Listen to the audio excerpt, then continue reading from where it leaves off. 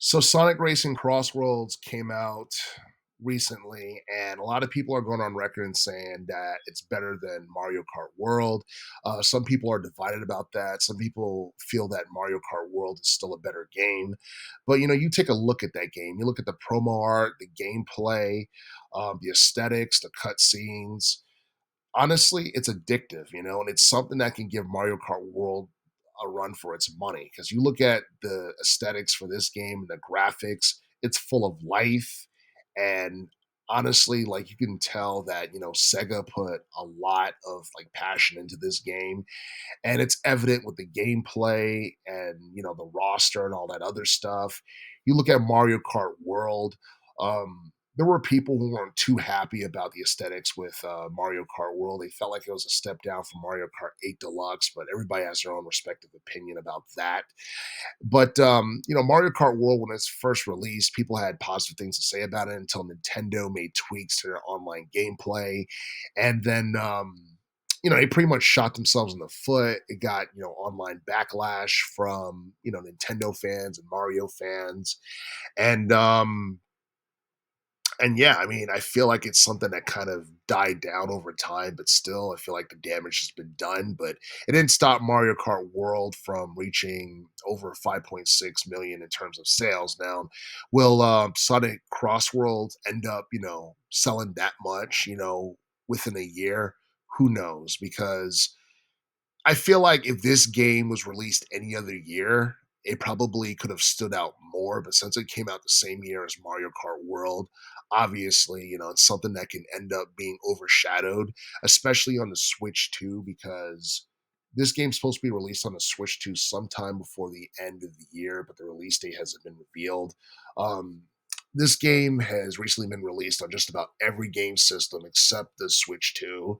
And the thing is, you'd be better off just getting this game for the PlayStation 4 if you're a PS4 owner, because I think the Switch 2's graphics is on par with that of the PlayStation 4. So you'd be saving money um, if you just want the game itself. There's really no point on buying a Switch 2 just to buy Sonic Crossworlds.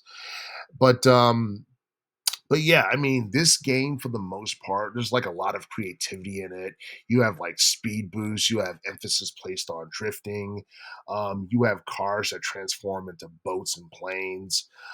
You have like 40 something vehicles in this game.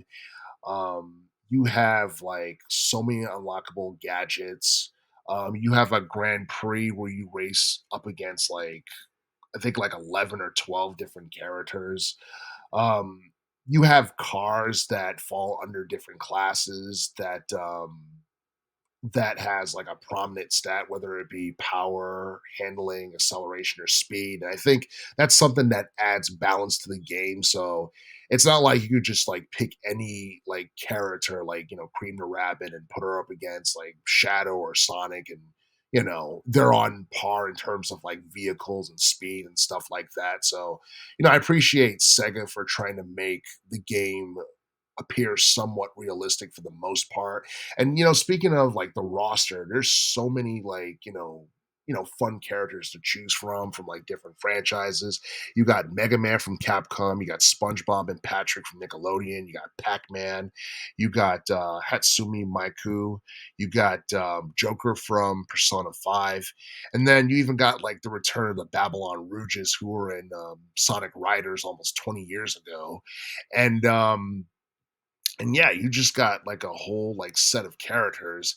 And I guess including like DLC, we're supposed to have more than like 50 characters in this game. So I honestly feel like the replay value for this game is going to be very high. And I think like there's also a season pass for this game, like the digital deluxe edition, and it's something that I think it allows you to play as Sonic when he was a werehog from like Sonic Unleashed, but I don't know who would buy the digital deluxe edition just for that, because I don't know. Sonic Unleashed is a game that people, they crapped on when it first came out, but then in hindsight, people look back at it and say it wasn't really that bad. But everybody has their own respective opinion.